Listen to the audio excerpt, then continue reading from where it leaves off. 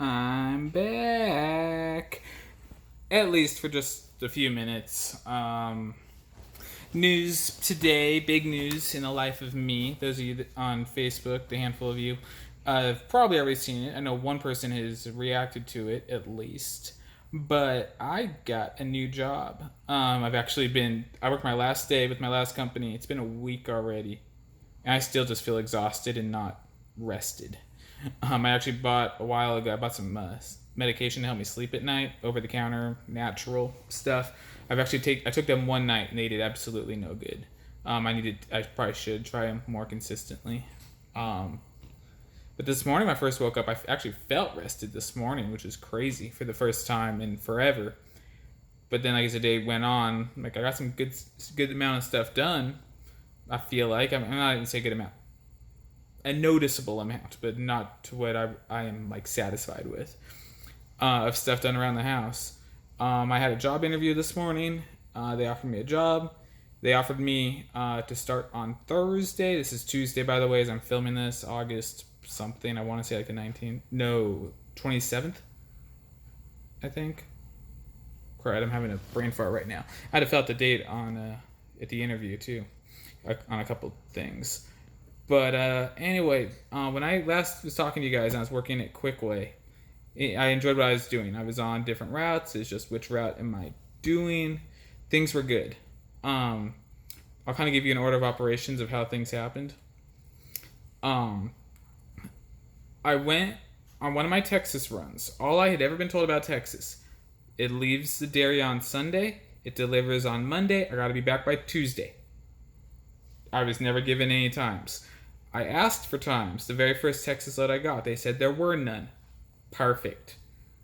So I was doing Texas all the time, and things were good as far as I knew. So I hit my 90-day probationary period. Things were good. It didn't say anything.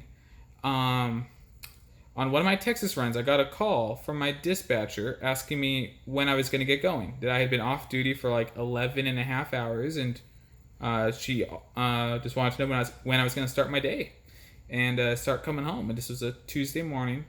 And she also wanted to know the hours on my APU on the truck that I was in. So I called her back, gave her the hours on the APU, told her it's funny because when she called me, I had actually already started my electronic clock that they can supposedly see in real time. And I was getting onto the freeway, and I saw it was her. I just rejected it. I always reject their phone calls because usually they call with load information, and whenever they call, I don't exactly carry a pen and paper around, so rejecting their phone calls is very normal throughout everyone in the company. They're the only company I've worked for that does phone calls and will not send load information out electronically, whether it be email, text, in-cab, computer, device. They did everything by phone call. Everything, which kind of sucks because everything becomes a he said, she said deal, which kind of was a red flag at the beginning, but I didn't really think much of it. It was a red flag that was easily and very quickly dismissed. So anyways, I didn't think anything of that. I got back. I called her back later, gave her the hours on the APU and whatnot, and that there was no issue. And then I was on Texas again. I want to say it was 2 weeks later, where my silly self. Actually, I need to pause this. Sidetrack. I did this Texas run enough that I basically divided my days into 3 equal days of driving. On days 1 and 3, I would have 450 miles of driving from the dairy to the Loves in Prescott, Arkansas. And then the day in the middle was a 520-mile day when I had to go into Fort Worth, make my delivery, and then get back to Prescott. And that's what I would do. Regardless of when I would leave the dairy here, I always found parking at the Loves in Prescott, and I would stop there every single time. Because as you guys know, I like Loves when it comes to fuel and the rewards program and everything else. So anyway, I stopped at Loves, and for one reason or another, the in-cab computer device, and I had more issues with those at this company than I ever have had with electronic logs my entire trucking career, had left me on duty. So the entire time throughout my 10-hour break. And I had actually been on duty for 13 hours because that particular day the load was ready at 10 in the morning. So I left hours earlier than I normally do. And when I stop, I'm not a robot. I can't just go right to sleep. Um, so I had to call into that's another thing. I have to call dispatch, and they have to fix my mistake on hours of service. Every other company I've ever driven for, I would have been able to fix this mistake myself. And they're like 13 hours. Wow. I was like, yeah. Well, what? Like, because I'd never been given a time or anything. Just the load needs to be delivered by on Monday, which the load was.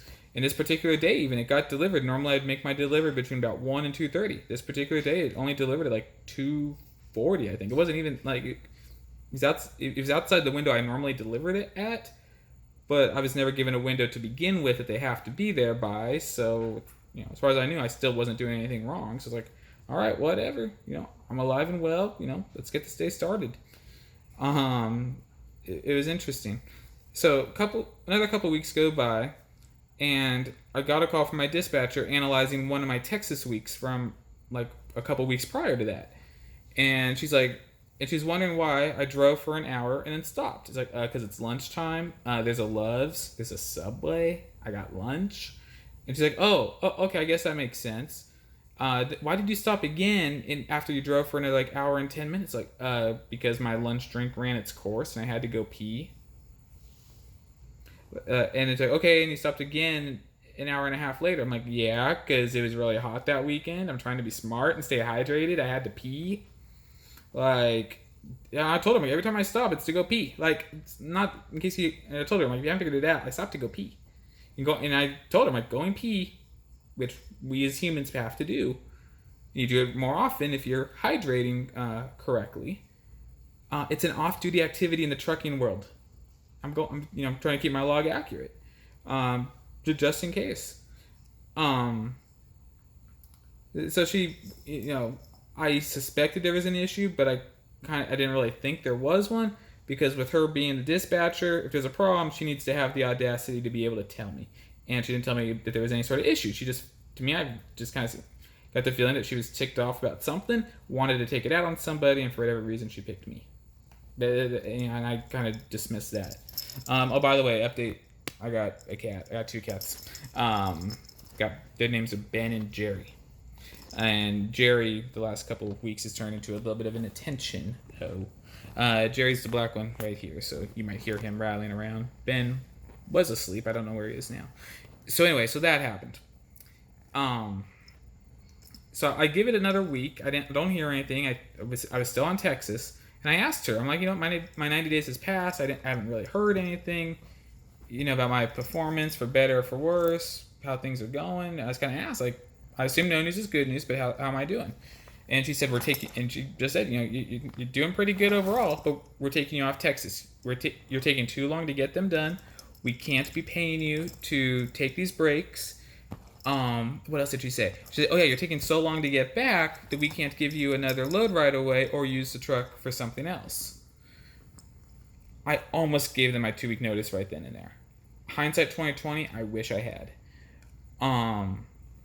Because that's a very scary precedent in today's trucking world, going straight to punishment without any form of correction or giving me a chance to fix what I was doing or anything like that. Going straight to punishment of taking my favorite load away from me. I let them know every week that was my favorite, and I was very grateful that they gave me that load. They never told me anything was wrong or that there were any issues or anything. I suspect there was some form of favoritism going on. I have no way to prove it. I don't know. At the end of the day, especially right now that I have left that company and I'm on to somewhere else, I really don't care. Unless the only way I would care is if a former coworker were to reach out to me and suspect something, and then we could compare notes and go from there. I would not object to that. At this point in time, I would not object to that. Down the road, I may. I don't know. So they took me off Texas. The Fort Worth run, without any warning I was doing anything wrong. 9 minutes already. Dang, I talk a lot. So then that happened. So the good thing was, since I wasn't doing Texas anymore, they kept me closer to home. I was doing a lot more local work. I was working weird hours. I had loads starting as early. I think the earliest load I ever had that started was at 10 in the morning. But the majority of the loads they put me on would start between 4 in the afternoon and about 8, 9 o'clock at night. which sucked because it fluctuated by the day, and that made things really hard. It wasn't any fun. But staying home, working, a little bit differently, I was bringing home a little bit more money, but still not much. I was not bringing home what I was told when they hired me I would make. At the end of the day, they have been so far in my trucking career the lowest paying trucking job I've had so far. I made more money at Warner, Schneider, Interstate. Well, Knight I was only there for like 3 weeks, and I was only training. But yeah, my times at Schneider, Interstate, Warner, and then doing the bread, I made more money doing all those things than at this company. This company also babysat me a lot in the safety world. A lot of safety stuff. It was crazy, and it's all repetitive. To me, it's kind of one of those things of, if you feel the need to tell us this, you need to hire different people, because it's all common sense. But it's like, you feel the need to waste my time for 2 hours a quarter to remind me to check my mirrors as a truck driver? Are you kidding me right now? You also want to waste my time to tell me to go the speed limit, and to remind me that the posted speed limit for a curve is for a car in good conditions. So no matter what, I should be taking it at 5 to 10 mile per hour slower in good conditions. And if conditions are worse, even slower than that. I don't know. To me, they were just classic waste of time. And then every month we had video things that we had to watch and then take questions after. Thankfully on my tablet, I was able to skip the video and go straight to the questions. If I got a question wrong, which did happen every so often, I could watch the video, queue up the video, skip to the video, answer the questions again, and when I missed, it would tell me which one I had gotten wrong. So on my tablet, I could skip the videos, which was convenient. But the videos overall was a waste of time. I would say with the videos, I got past 100% accuracy the first time, probably 85 to 90% of the time. Classic waste of time. It to me is all it was. I was not learning anything, which to me makes it a waste of time, especially when there are repetitive things every month. And then Virginia happened. We have the run going to Lynchburg, Virginia. So, when I got Texas, the first time I go to Virginia, I ask them when it leaves. They say it leaves the day we assign it to you, and you deliver it, and you get back the next day. You're going to be gone for a night. It's like, okay, cool, no problem. So there was one day where the load wasn't ready, and finally, so I got the load. I went as far as I could. By the time I shut down to spend the night, I was going on like 21 hours with no sleep at all. And I got a call the next morning saying, hey, they need their freight. What's going on? Why'd you stop? Blah, blah, blah. And I told them, it's like, what's the second and third word every time you pick up the phone? And they would pick up the phone. Quick way, safety first. This is whoever picks up the phone. And they had to think for a half a second. It's kind of funny, like, safety first. I'm like, exactly. When I shut down, I was going on, 21, 22 hours with no sleep.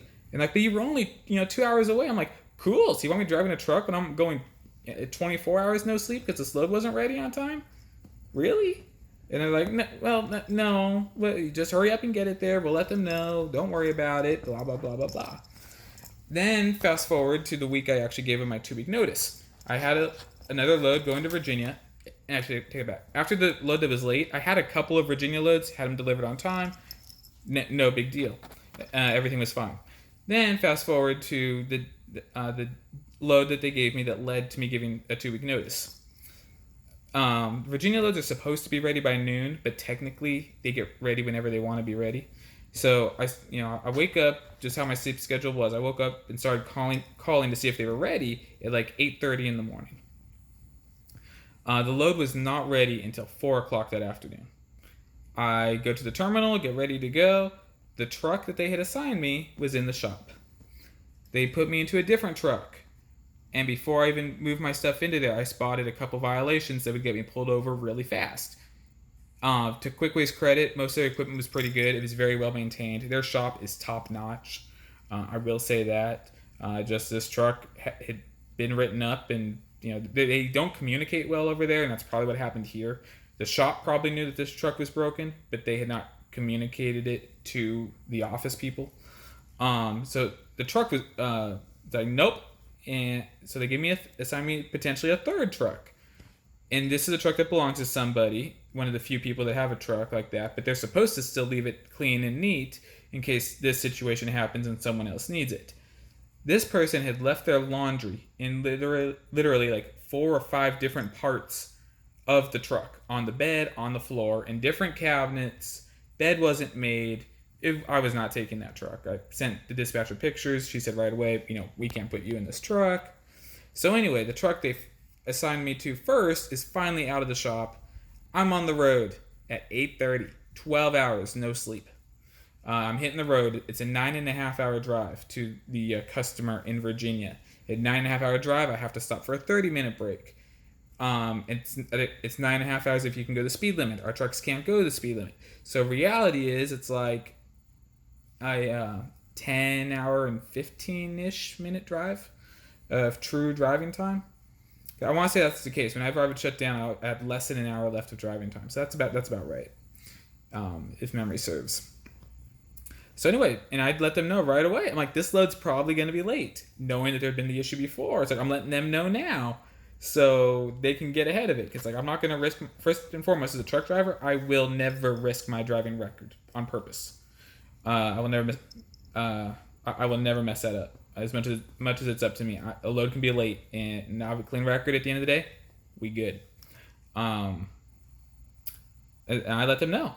And I said this. There's the day dispatcher who I had the issues with earlier. So, but then there's her coworker that works like a weird swing second shift deal. It's kind of literally they're together except for like 2 hours during the day.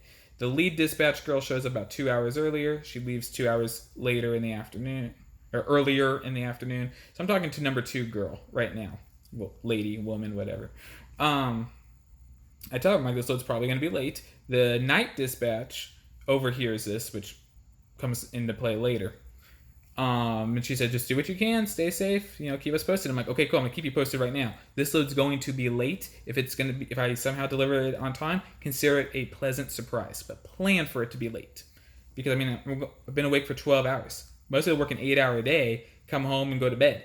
Are awake for 12 hours in between waking up and going to bed. And I'm darn near at that point. So I wrestled myself to get close enough to the customer where I could still get back, deliver the load, get back the next day. It was a battle, but it's the same thing. I was going on awake for about another 20, 21, 22 hours. I forget exactly what it was. I get a call I had a voicemail from my dispatch when I woke up, and he's like, just give us a call. So I give him a call, knowing full well what's going on. And she's like, we just want to check on you, make sure everything's okay. Okay, we were getting worried about you. I almost said, cut the bleep. But I didn't. I'm like, yeah, I'm fine. Like, I'm alive, I'm well, about to start my day. Everything's good. And then I got a tongue lashing in the most immature, childish way ever, especially for a lady that's been working with the company for 13 years. Oh gosh, it was all I could do to just not hang up so she wouldn't hear me laugh. It was funny. I was smiling and literally laughing, walking around this rest area while on the phone with her. So I let her get her spiel out, and I tell her straight up, as a professional driver, my job is to protect my record and my license, my reputation, and all that fun stuff. In doing so, I protect your equipment and I protect their freight. And she's like, well, also as a professional truck driver, you need to let people know when loads are going late. I'm like, and I did. I told the second girl right before I left. I told her, and then it's funny because I could hear the second girl in the background of this phone call. And so talking to the primary girl, and she's just like, well, she doesn't know anything. You better hurry up. And these guys, they don't want you, because this has happened before, they don't want you delivering their freight again.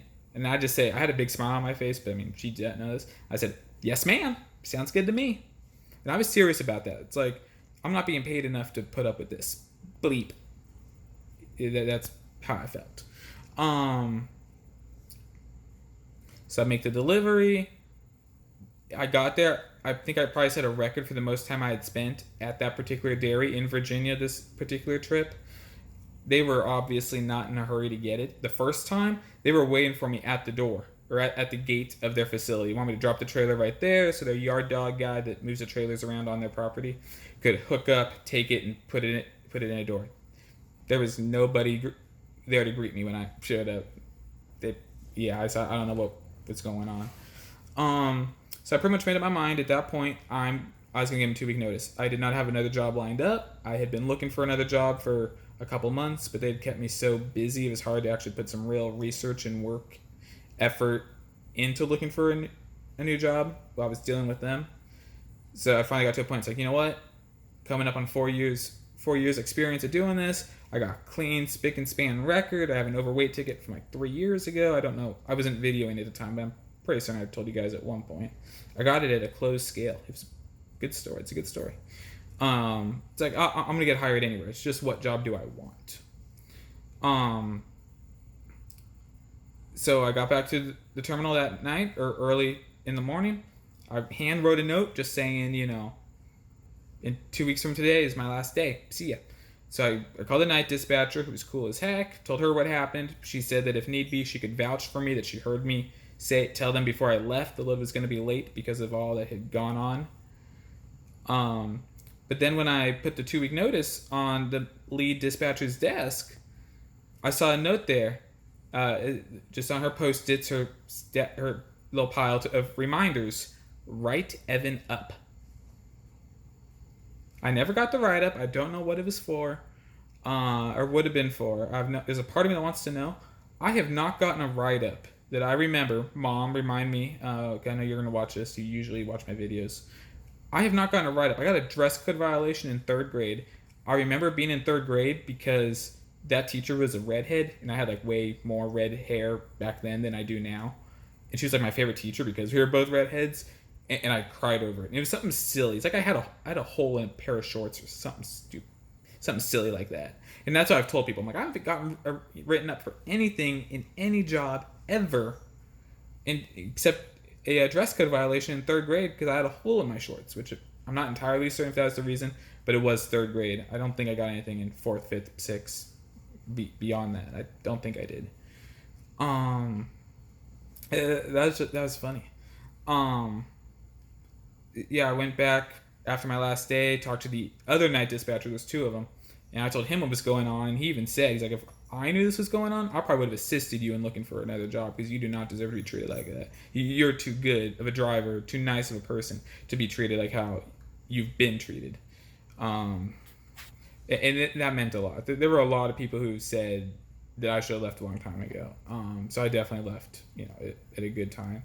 Another story that, it's not a story, but I think I told you guys this. I know I told a lot of family and a lot of friends, the ones I talk to on a regular basis.